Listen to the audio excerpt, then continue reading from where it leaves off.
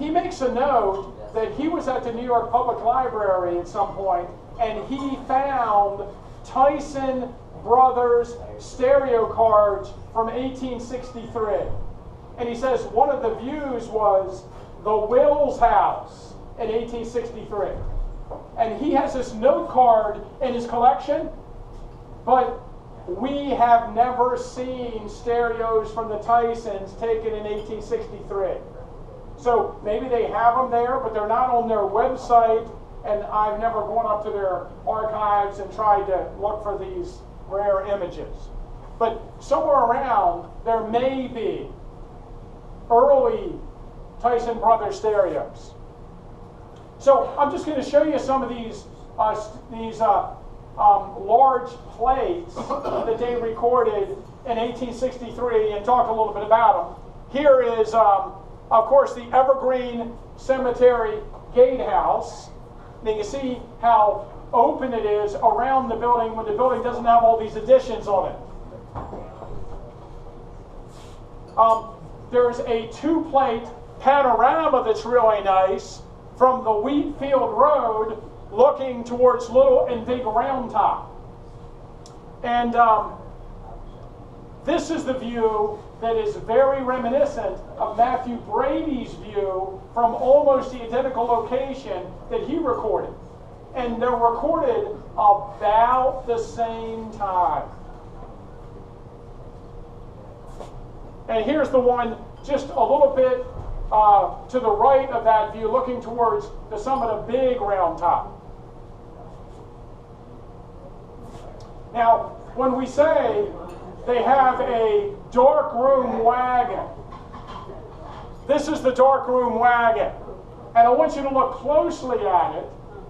The only reason I should say that we have this photograph in the first place is this is William H. Tipton. And at some point, the Tysons must have recorded a view of their wagon and their assistant, and this was held in the Tipton collection. There are, I think, 4 examples of this particular view known to exist. One of them I purchased in a flea market. One of them William Frastinito purchased somewhere. I'm not even sure we got it. One of them is in the Park Library. And Eric, do you have one? Not that. Not that one? Somewhere there's a 4th one. I can't remember. Maybe it's in the Adams County Historical Society.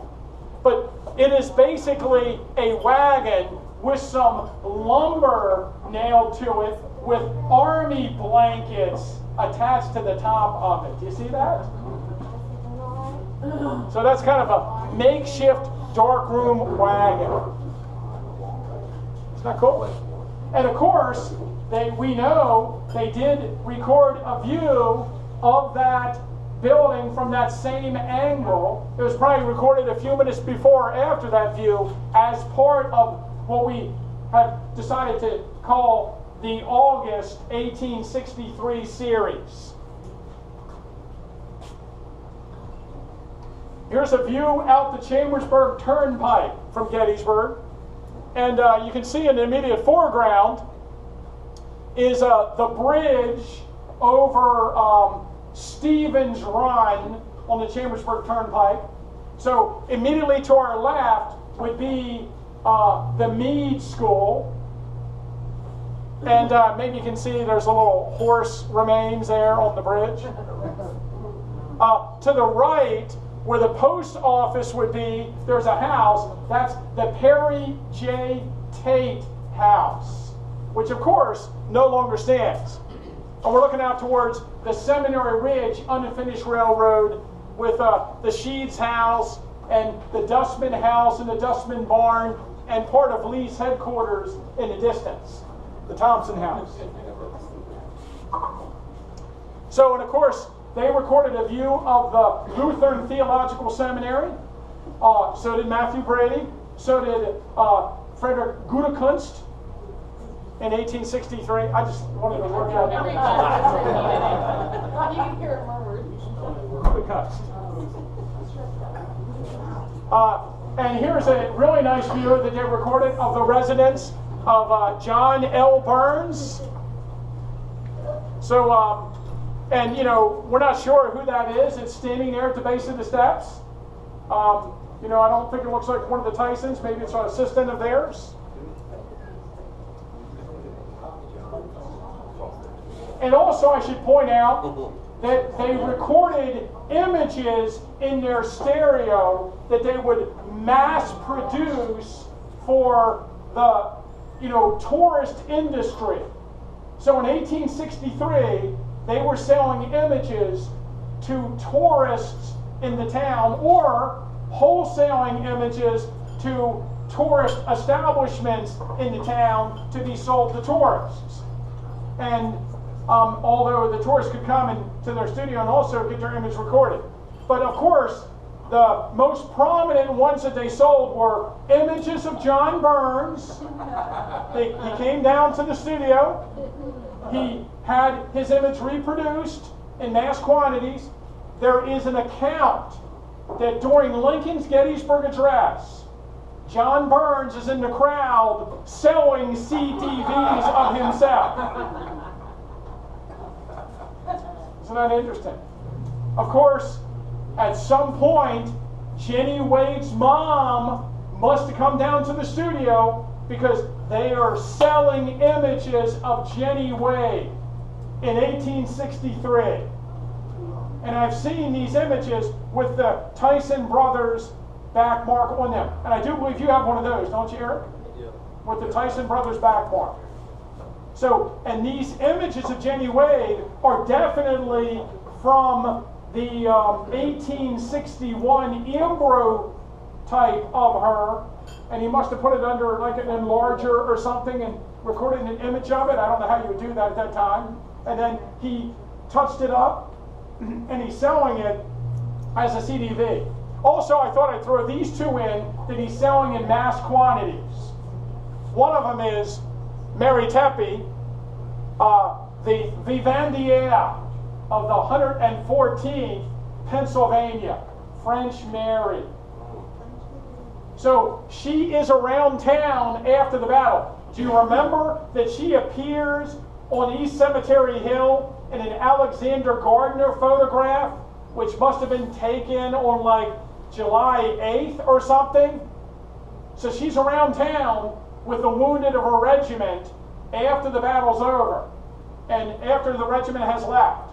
And so at some point, she finds her way down to the Tyson Brothers Gallery.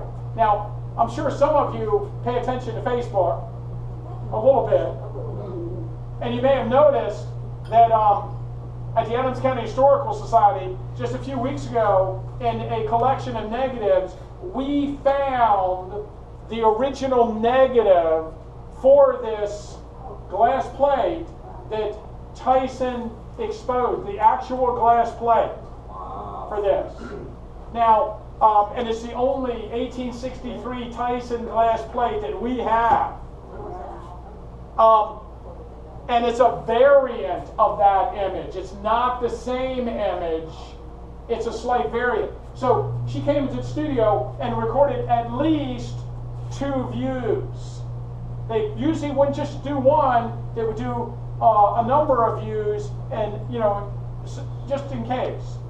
And then we're not really sure the story of the battlefield vulture, the inhuman wretch, which, captured at Gettysburg while turning the pockets of the dead and robbing the field. Maybe this is where the story starts. Yeah, wretch. But apparently, he was arrested by the provost marshal, and somehow the Tyson brothers talked the provost marshal into letting him get their photograph taken and making fun of him on a card that they would sell. I don't know. On 2, I have seen numerous examples of this, 1863, and on 2 of them, in 2 separate collections, I've seen written on the back, this man's name was Godfor, Godfor. So we even have like a last name. Of course, he's not a Gettysburg citizen. Probably from Chambersburg or something. I figured it was safe to pick up Chambersburg. So there are examples. Oh, and the other week we put this variant up on Facebook so that people could see that we had it in our collection, and we thought it was really interesting. And the Segway guy, who's the Segway guy? Bob Velke contacted us, and he said, "Hey, do you know that she's wearing the Kearney Cross?" Right. And that was issued to her in May of 1863. And I did not know that. I guess she was awarded it. She was one of the people awarded it for courageous conduct in the Third Army Corps. I did not. Where did they find the plate? Well, the plate was hiding with other plates. So it wasn't like we didn't know we had it. We had lots of glass plates. It's just that the thing is, this was an 1863 glass plate hiding in amongst 1898 glass plates. Wow. And William H. Tipton put it between those other plates. It wasn't like I put it there. He put it there. Yeah. He was actually reissuing it in the 1890s and just must have put it back in between the other 1898 plates. So I thought it was really cool. Also, I want to point out, and I've seen a bunch of examples of this, and I wouldn't doubt if both Eric and Ron here also have this in their collection, but the Tysons did take their camera, their CDV camera out, and there are CDVs of battlefield scenes. I think I've seen 8